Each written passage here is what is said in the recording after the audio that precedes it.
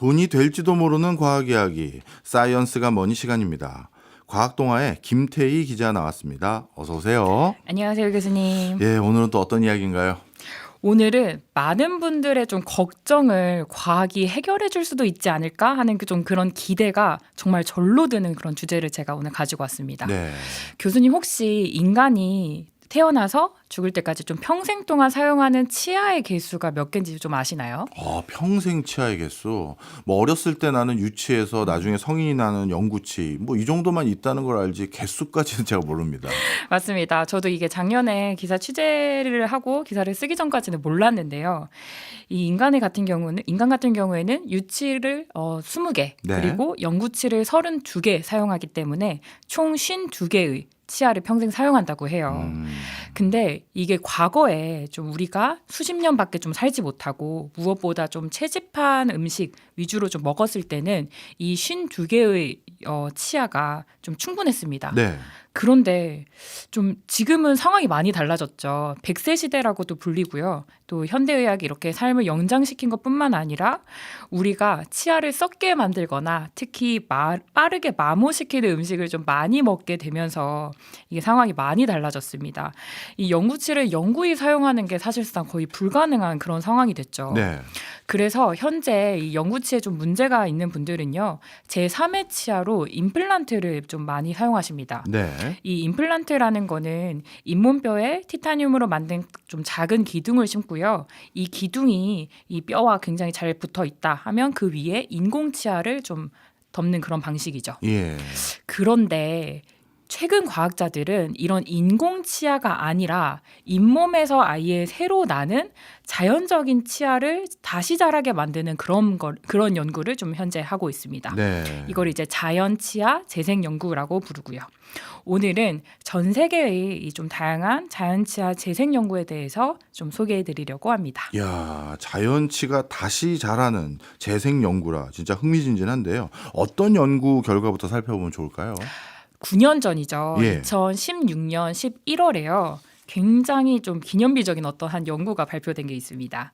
이 가레스 프레저, 당시에는 이게 영국 셰필드대 진화 발생 생물학과의 교수였는데 이 교수팀이 미 국립과학원 회보라는 좀 전 세계적으로도 굉장히 저명한 학술지에 한 연구를 좀 발표했습니다. 예. 바로 상어가 가지고 있는 이빨 재생 유전자가 우리 인간에게도 있다라는 연구였어요.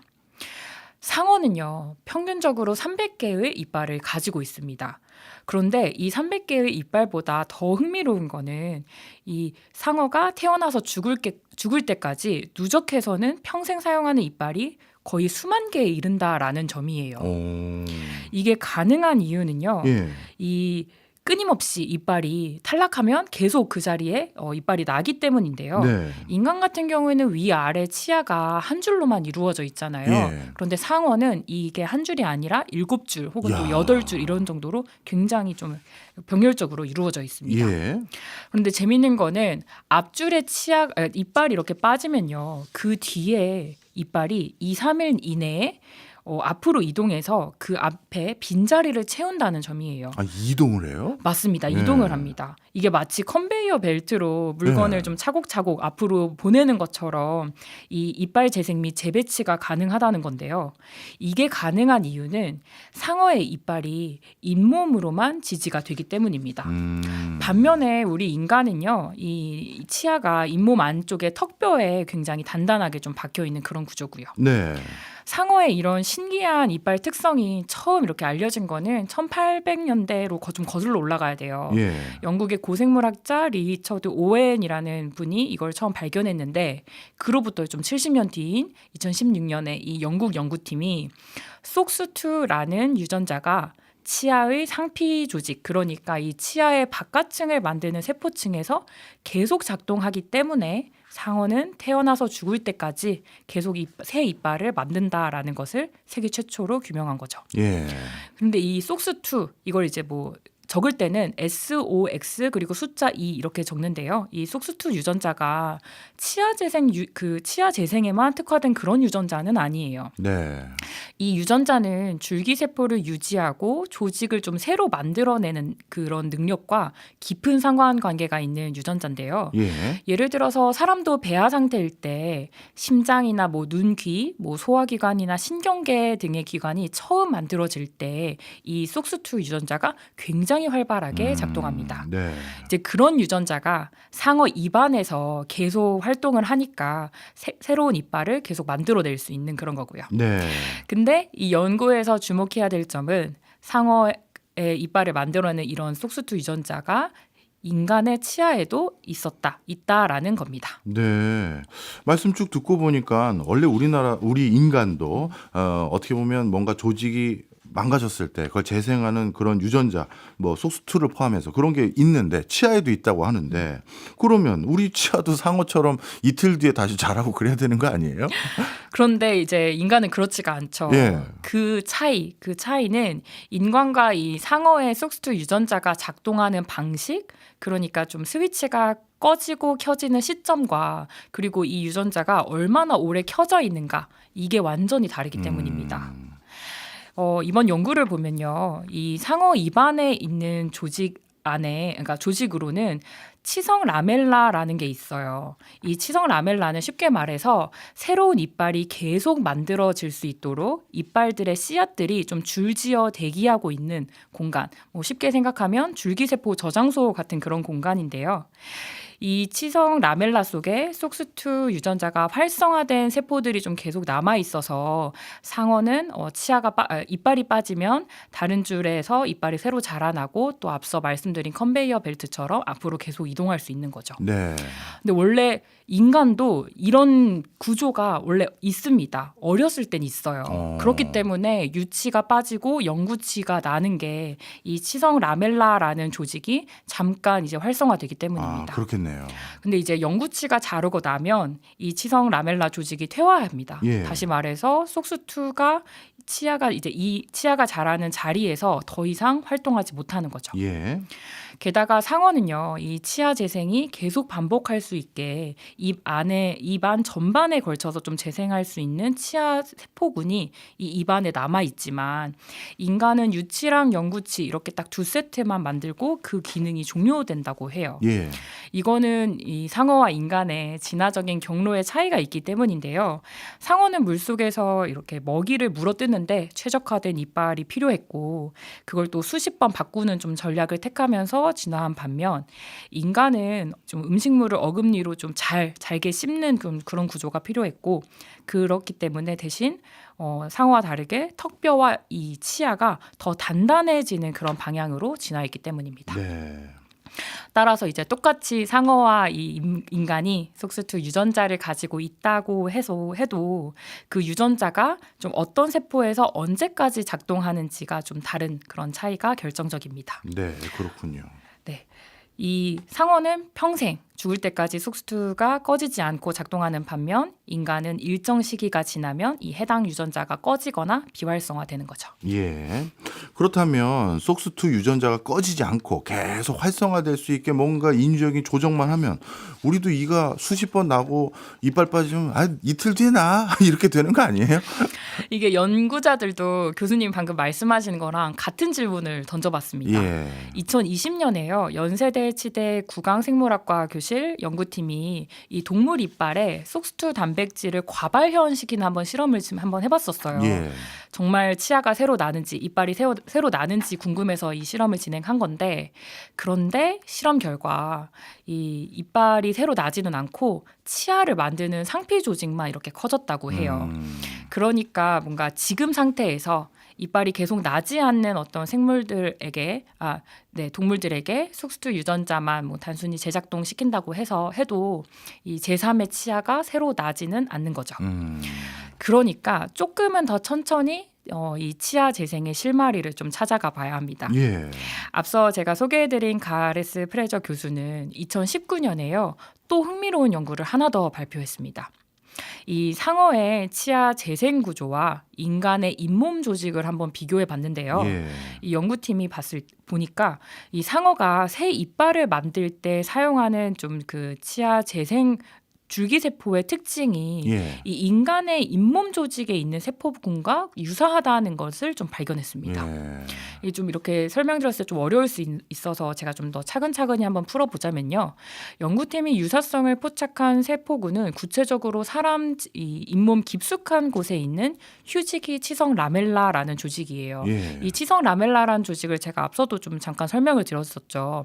앞서 상어 입 안에 이 치성 라멜라라는 조직이 있고 이게 이빨이 자라는 줄기세포 저장소라는 공간이라고 설명을 드렸는데 이게 인간의 경우에는 영구치가 자란 이후로 이 같은 구조가 퇴화되고 사라진다고 말씀을 드렸거든요. 네.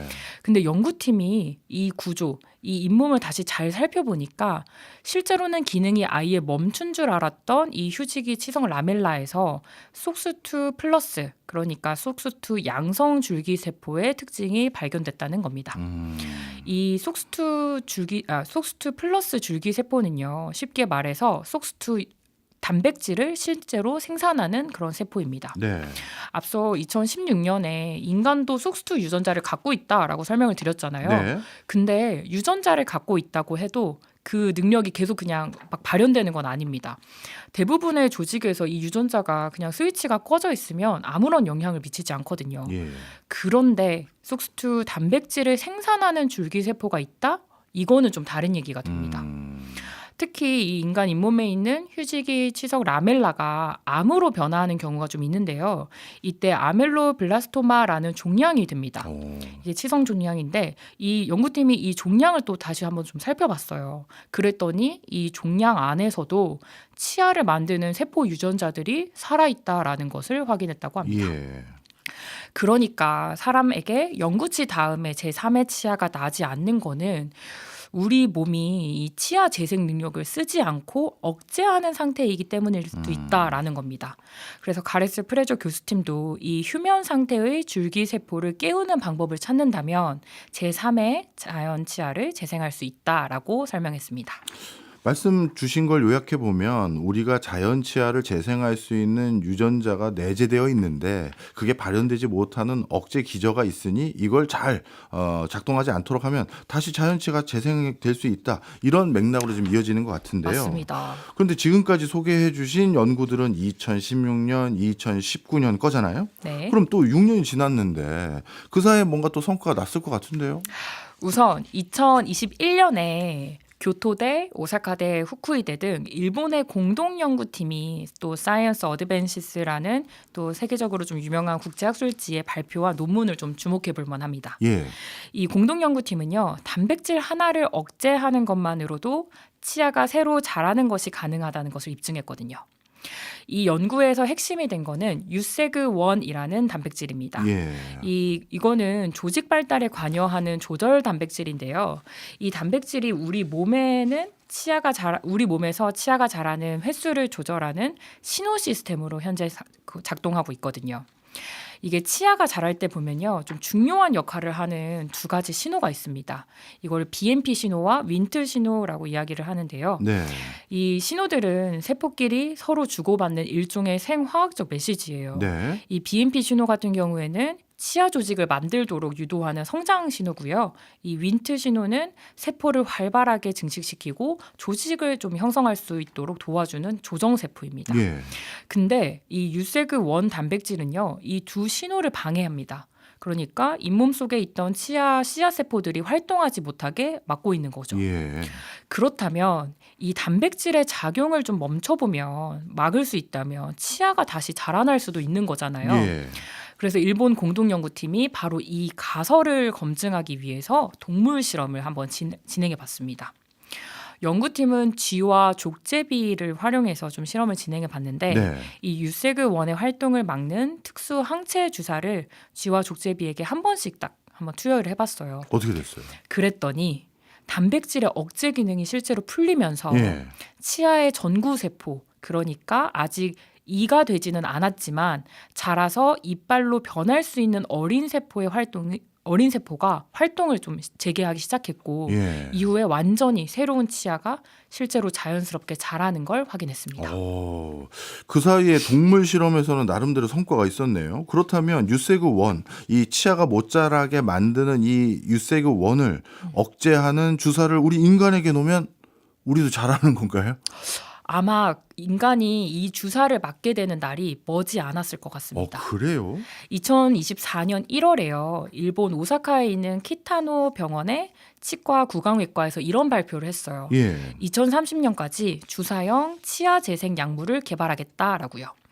이 키타노 병원 연구팀을 이끄는 타카하시 카츠 교수는요. 앞서 2021년에 일본 교토대에서 이 유세그1 단백질 연구를 이끌었던 연구자였습니다. 예. 그러니까 이거 타카하시 교수가 교토대에서 현재 키타노 병원으로 자리를 옮긴 뒤에 이 유세그1 단백질을 활용한 정맥 주사를 개발하고 있는 거고요. 그런데 이 키타노 병원에서 현재 개발하고 있는 이 주사형 치아 재생 약물은요. 임플란트를 좀 고민하는 분들이 현재 맞을 수 있는 그런 주사는 아닙니다. 예. 이 후천적으로 영구치를 잃는 사람들보다는 유전적으로 영구치가 좀 정상보다 부족한 선천적 무치증 환자를 위해서 현재 좀 이 치료제를 개발하고 있기 때문인데요. 무치증이라는 질환도 있군요. 있습니다. 예. 이게 정상에 비해서 최소 6개 이상 치아가 부족한 거를 무치증이라고 부르는데요. 예. 이 무치증은 그동안 임플란트를 통해서 좀 이 치료를 받아왔어요. 예. 근데 이 임플란트라는 게요. 아무나 받을 수 있는 게 아니라 턱뼈가 완전히 자란 사람들, 예. 성장이 멈춘 사람들만 시술을 할 수 있거든요. 그래서 이 선천적인 무치증 환자들, 그리고 특히 미성년자 환자들 같은 경우에는 턱뼈 성장이 완전히 멈추는 20살 전후까지 기다려야만 임플란트 시술을 받을 수 있었습니다. 예. 그렇기에 연구팀은 자신들이 개발하려고 하는 이 주사형 치아 재생 약물이 미성년 환자들, 무치증 환자들에게 도움이 될 거라고 현재 좀 기대를 밝히고 있는 상황입니다. 물론 치아 재생 연구 성과들이 지금 당장 다급할 수 있는 무치증 환자들에게 먼저 적용될 수는 있겠지만 이거 결국 주사 개발되고 나면 후천적으로 영구치 없어진 사람도 투약하면 되는 거 아니에요? 저도 가능할 거라고 생각하고요. 또 예. 기대를 하고 있습니다. 예. 현재 키타노 병원은요. 작년 7월에 제1차 임상 시험을 시작했고요. 총 3번의 임상을 거쳐서 2030년까지 약물 개발을 완료할 계획이라고 하니까 그 성과를 좀 함께 지켜보면 좋겠습니다. 그런데요, 교수님, 제가 지금까지는 우리 몸에서 치아가 아예 새로 나는 연구에 대해서 좀 설명을 드렸잖아요. 네. 그런데 마지막으로 좀 소개해드릴 연구는 좀 방향이 다릅니다. 예. 실험실에서 세포를 배양해서 치아를 만들고 이 치아를 사람 입 안에, 그러니까 턱뼈에 이식하는 방법을 찾고 있는 그런 연구가 있기 때문입니다. 예. 이 연구는 킹스 칼리지 런던, 임페리얼 칼리지 런던 등 영국의 공동 연구팀이 진행한 연구였는데요. 이 연구팀은 2024년 말에 사람의 치아 오가노이드를 만드는데 성공했다라고 발표했습니다. 이야, 일종의 우리 어떻게 보면 생물학적인 인공 치아를 만드는 거네요. 인공 치아인데 정말 인공 치아인지는 한번 설명을 들어보시면 그래요? 알 수 있을 예. 것 같습니다. 교수님도 잘 아시겠지만 이 오가노이드라는 거는 실험실에서 만든 장기 조직이에요. 예. 그런데 이 장기 조직을 그냥 만드는 게 아닙니다. 연구팀은 사람의 치아 조직에서 얻은 줄기세포와 혈관세포들이 이 세포들이 3차원적으로 자랄 수 있는 특수한 젤 구조 안에 넣고 배양을 한번 해봤어요. 예. 그랬더니 세포들이 저절로 조직을 구성하기 시작했고 약 80일 정도 지나니까 정말 진짜 사람들의 치아처럼 범랑질을 만드는 세포부터 상아지를 형성하는 세포 그리고 신경과 혈관 등이 모두 포함된 치수 조직까지 기능적으로 완벽한 치아 구조가 만들어졌죠. 예. 이 연구에서 핵심은요. 이 유전자 조작 없이 줄기세포가 서로 소통하고 조직을 구성할 수 있도록 돕는 특수한 젤 구조를 개발한 거였습니다. 예. 보통 줄기세포를 3차원으로 배양하려면 구조물이 필요해요. 이게 수분을 머금을 수 있는 젤 형태의 고분자 물질인 하이드로젤이 보통 이 세포 배양을 할 때 좀 널리 쓰이고 있는데요. 그런데 기존의 하이드로젤으로는 치아 조직에 이런 복잡한 상호작용을 좀 구현하기는 어려웠다고 합니다. 예. 그래서 이 공동 연구팀이 치아 조직 생성에 맞게 기능성과 구조를 좀 정밀하게 조정하는 새로운 하이드로젤을 개발했고 그것에 성공한 거였죠. 아, 그렇군요. 어떻게 보면 이제 실험실에서 나의 줄기세포를 가져다 주면 내 치아를 하나 만들어 주는 그런 세상이 온 건데, 맞습니다. 그러니까 내 턱뼈에서 자라는 치아가 아닌 바깥에서 치아를 배양하는 건데 이식은 어떻게 합니까? 이 이식이요. 현재 이 영국 연구팀이 해결해야 되는 남은 과제입니다.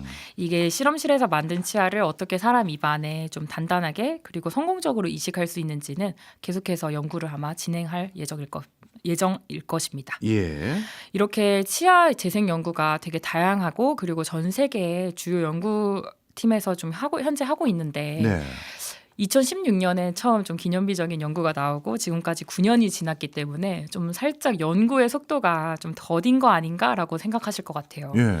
근데 치아 재생 연구는요, 다른 세포 재생 연구랑 비교했을 때 정말 어렵다고 합니다. 우리 치아의 구조를 살펴보면요, 바깥쪽부터 범랑질, 상아질, 치수, 신경, 혈관, 시멘트질, 치주인대, 뼈 이렇게 이루어져 있거든요. 이렇게 복잡해요? 정말 한두 개가 아니죠. 예. 거기다가 치아라고도 다 같은 치아도 아닙니다. 예. 아시겠지만 앞니랑 송곳니가 다르고 송곳니랑 어금니가 달라요. 예. 이게 그러니까 위치에 따라서 치아가 또 서로 다른 모양을 하고 있고 또 그 모양에 따라서 하는 기능까지 다른 겁니다. 예. 이런 게 뭔가 심장이면 심장 근육, 각막이면 각막 이렇게 좀 특정 세포만 재생하는 것에 좀 주력할 수 있는 다른 재생의학에는 좀 없는 난관들이고요. 그래서 앞서 소개해드린 뭐 유세그원 단백질을 억제하는 주사형 약물이나 이 치아 오가노이드 등도 치아는 치아지만 그 모양과 기능까지 완벽한가라는 질문에는 아직은 물음표가 붙는 상황입니다. 네. 이게 어금니처럼 평평하게 생긴 그런 치아를 앞니 자리에 자라게 만들고 와 우리가 치아 재생에 성공했어라고 말할 수는 없는 거잖아요. 네. 그래서 치아 재생 연구는 새로 자라는 치아가 원하는 모양에 맞춰서 만들어지고 또 그 자리에 제대로 잘 잡을 수 있도록 안에서 좀 받쳐주는 지지대 구조를 스캐폴드 구조를 어떻게 만들 것인가라는 연구도 좀 현재 함께 이루어지고 있습니다. 네. 제가 작년에 정한석 연세대 치대 교수와 함께 좀 이야기를 나눠봤는데 정한석 교수께서는 이 치아 발생 연구가 이런 지지대 연구 개발과 둘 다 함께 완성 단계에 이르고 또 두 개가 좀 완벽하게 융합되어야만 이 치아 재생이 가능해질 것이다라고 말했습니다. 그러니까 좀 이 치아 재생 연구를 열심히 응원하면서도 아직은 시간이 좀 더 필요하다는 것을 상기하면서 네. 꼼꼼하고 부드러운 좀 양치질 습관을 가지는 것이 좀 중요할 것 같습니다. 진짜 그래야겠네요. 그래도 확실한 거는 이런 치아 재생 연구와 산업이 앞으로는 모든 이에게 열린 그런 시장이 될 거라는 점이에요. 그렇기 때문에 치아 재생 산업은 앞으로도 좀 계속해서 성장할 것으로 좀 예측되고 있고요. 물론 지금은 좀 임플란트나 보철물 시장 같은 인공치아 산업이 좀 이런 산업 안에서 가장 큰 비중을 차지하고 있는데 언젠가는 내 턱뼈에서 자랄 세 번째 치아를 좀 기대해 보셔도 좋을 것 같습니다. 네, 진짜 그럴 것 같습니다. 앞서 소개해 주신 연구 성과들을 보면 가장 초고령화 사회를 먼저 걷고 있는 일본 학자들도 관심이 많은 걸 보니까 네. 이게 상업성까지 뒷받침이 돼서 아마 더 많은 속도를 내지 않을까 이렇게 기대가 되네요. 지금까지 과학동화의 김태희 기자였습니다. 오늘도 많이 배웠습니다. 고맙습니다. 고맙습니다.